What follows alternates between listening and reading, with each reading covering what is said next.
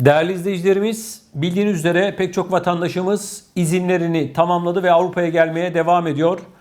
Bununla ilgili olarak da Kapıkule sınır kapısında ciddi bir yoğunluk durumu yaşanıyor ve değerli izleyicilerimiz, Kapıkule'den sorumlu Edirne Vali Yardımcısı Sayın Ali Uysal'dan bir son dakika açıklaması geldi. Gurbetçilerimize bakalım neler söylüyor. Türkiye'de tatillerini geçiren gurbetçi vatandaşların Avrupa'da yaşadıkları ülkelere dönüşü yoğun bir şekilde devam ediyor. Edirne'den Bulgaristan'a açılan Kapıkule ve Hamzabeyli sınır kapısında gurbetçilerin yoğunluk oluşturması üzerine Edirne Vali Yardımcısı Sayın Ali Uysal, Bulgaristan gümrüğünün prosedürlerinden dolayı işlemlerin yavaş olduğunu ve gurbetçilerin 10-12 saati bulan bekleme sürelerine maruz kaldıklarına dikkat çekti.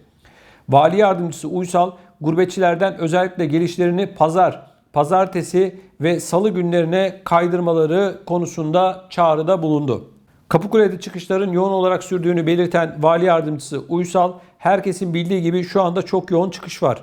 Yani çalıştıkları ülkelere geri dönüyor gurbetçilerimiz. Biz çıkışta valimiz Sayın Ekrem Cenalp'in koordinasyonu ve eşgüdümüyle her türlü tedbiri aldık. 1200 araçlık bir otoparkımız var. Ücretsiz tuvaletler, ikram standları var. Yani vatandaşlarımız bekleme yaparken her türlü konforunu, ihtiyacını düşünerek her şeyi karşıladık. Fakat elimizde olmayan nedenlerden dolayı komşu ülkemiz Bulgaristan'ın kendi mevzuatı uygulamak zorunda olduğu durumlar var. Bu prosedürler geçiş sürecini yavaşlatıyor dedi. Gurbetçi vatandaşların özellikle pazartesi işe başlamaları kaygısından dolayı çarşamba günü akşam saatlerinden itibaren sınır kapısında yoğunluk oluşturmaya başladığını belirten Uysal, vatandaşlarımız da özellikle çarşamba akşam saatlerinden itibaren perşembe ve cuma çok yoğun olmak üzere cumartesi öğlene kadar çok yoğun bir şekilde geçiş yapmak istiyor. Bunun sebebi de pazartesi işe başlama kaygısı. Yani pazar günü çalıştıkları ülkede olmak istiyorlar. Bundan dolayı Türkiye'de 1-2 gün daha zaman geçirebilmek adına geçişlerini özellikle perşembe ve cumaya çok yoğunlaştırıyorlar. Bundan dolayı 10-12 saati varan bekleme süreleri var. Bu da bizi ve vatandaşlarımızı çok rahatsız ediyor dedi. Gurbetçilere çıkış yapma günlerini pazar, pazartesi ve salı gününe kaydırmaları çağrısında bulunan Vali Yardımcısı Uysal, bizim gurbetçilerimizden istirhamımız geçiş zamanlarını biraz daha pazar, pazartesi ve salı gününe kaydırabilirlerse buradaki bekleme süreleri en az %50 oranında azalacaktır. Bizim Bulgar tarafıyla çok güzel ilişkilerimiz var. Son 4 saate geçiş sürecini, araç sayısını %30 daha arttırdık. Saat başına şu anda 230'ları buldu. Yani bu 180'lerdeydi. Biz bunu ne kadar arttırırsak arttıralım çok yoğun bir geliş var. Günde 8.000 aracı bulan geçişler söz konusu. Eğer burada günde 7-8 bin araç çıkmaya çalışırsa karşının aldığı ortalama rakam şu anda 4.000. Bu nedenle gurbetçilerimize sesleniyoruz. Lütfen çalıştığınız ülkelere dönüşü belki Türkiye'de birkaç gün daha kalmamış olacaksınız ama bu çileyi çekmemek için pazar, pazartesi veya salı gününe kaydırırsanız daha iyi olur diyor. Evet değerli izleyicilerimiz, maalesef gurbetçilerimiz çok yoğun saatler 10-12 saati bulan bekleme süreciyle karşı karşıya. Her ne olursa olsun, konu her ne olursa olsun mutlak surette bunun bir an önce çözüme kavuşturulması gerekiyor. Yoğun günler, yoğun saatler anlayabiliyoruz. Sayın Vali Yardımcımızın da ifade ettiği gibi pazar, pazartesi ve salı günleri Kapıkule'den geçmeye çalışın. En azından %50 oranında daha az bekleyeceksiniz. Tablo bize bunu gösteriyor. Saygıdeğer izleyicilerimiz, Türkiye'den Fransa'ya dönen vatandaşlarımızdan Fransa'da hangi şartlar aranıyor? Koronavirüsle ilgili alınan tedbirler neler? Şimdi bunları hemen sizlerle paylaşacağım.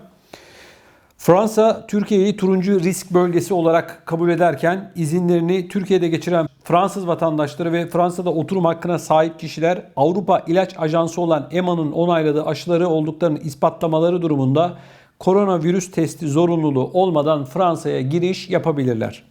Ancak testsiz Fransa'ya dönüş için EMA'nın onayladığı aşıları olmuş olmak zorunlu tutuluyor. Ayrıca Avrupa İlaç Ajansı'nın onayladığı Moderna, BioNTech, Pfizer, AstraZeneca aşılarının ikinci dozunu olanlar için ikinci aşının üzerinden 7 gün geçtikten sonra test zorunluluğu bulunmuyor. Johnson & Johnson aşısının tek dozunu vurmalarının ardından en az 28 gün geçmiş olan kişiler de aşılı olarak kabul ediliyor. Fransa'ya dönüşte aşı olmamış kişilerin ise 72 saat içerisinde alınmış negatif PCR testi sonucu ya da 48 saat içinde alınmış negatif antijen testi sonucu sunması zorunluluğu devam ediyor. Şimdi bakın değerli izleyicilerim, hiç kafa karıştırmaya gerek yok. Eğer aşınızı 2 doz halinde yaptırdıysanız hiçbir şekilde başka teste vesaireye gerek yok. Bunu gösteriyorsunuz. Telefonunuzdaki uygulamadan ya da varsa elinizde herhangi bir evraktan 2 doz aşı olduğunuzu gösteriyorsunuz ve ülkeye giriş yapıyorsunuz. Basitçe böyle. Aşı olmayanlar ise 72 saat öncesinden yapılmış testin negatif olması gerekiyor ve bu testi gösteriyorsunuz. Basitçe Fransa'ya giriş şartları bunlar değerli izleyicilerimiz. Avusturya Başbakanı Sebastian Kurz'dan yine göçmen düşmanlığı içeren bir açıklama geldi. Sebastian Kurz şunu söyledi. Benim dönemimde Afgan mülteci Avusturya sınırları içerisine giremez dedi. Avusturya Başbakanı Sebastian Kurz, Taliban'ın Afganistan'da yönetimi ele geçirmesinin ardından yeni Afgan mültecilerin ülkesine girmesine kesinlikle izin vermeyeceğini söyledi. Bir televizyon kanalına vermiş olduğu röportajda konuşan Avusturya Başbakanı Kurz, gönüllü olarak daha fazla mülteci ağırlamamıza açıkça karşıyım ve ben başbakan olduğum sürece bu gerçekleşmeyecek dedi. Afganistan'da Avrupa Birliği kurumları adına çalışan Afganların iltica edilebileceği ülkeler arasında bir seçenek olarak Avusturya'nın bulunmadığını ifade eden Başbakan, daha fazla kişiyi kabul etmemiz gerektiğini düşünmüyorum, tam aksini düşünüyorum dedi.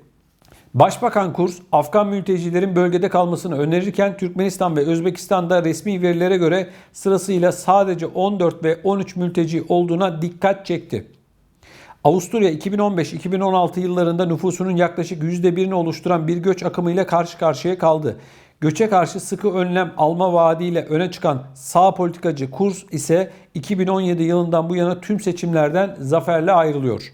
Birleşmiş Milletler verilerine göre Avusturya, Avrupa Birliği'nde en fazla Afgan mülteci ağırlayan ikinci ülke. NATO üyesi olmayan Avusturya'nın Afganistan'da çok az sayıda bir askeri vardı. Onları da çekti. Avrupa Birliği Komisyonu Başkanı Ursula von der Leyen ülkeden tahliye edilen Afganlara tüm AB ülkelerinin kapılarını açması gerektiğini söyledi. Böyle bir çağrıda bulundu. Şimdi değerli izleyicilerimiz, Estonya Başbakanı bu çağrıya kulak verdi ve 10 tane Afgan göçmeni alabileceklerini söyledi. Tepki gelince de 30'a çıkardı. Yani Avrupa Birliği'nin hali ortada. Göçmen istemiyorlar, yabancı istemiyorlar. Olanları da sınır dışı etmek için ellerinden gelen her şeyi yapıyorlar. Her şeyi kılıfına uyduruyorlar. Yani Sebastian Kurz'un yapmış olduğu bu açıklamayı şaşırdık mı? Hayır, şaşırmadık. Sebastian Kurz yine klasik bildiğimiz gibi yaptı, yapacağını. Avusturya hiçbir şekilde artık göçmen istemiyor. Sadece Afgan değil değerli izleyicilerimiz, hiçbir şekilde ülkeye girecek olan yabancı istemiyor. Mevcutu da zaten elinden gelen en kolay şekilde sınır dışı ediyorlar. O nedenle Avusturya'dan böyle bir açıklamanın gelmesini ben normal karşılıyorum.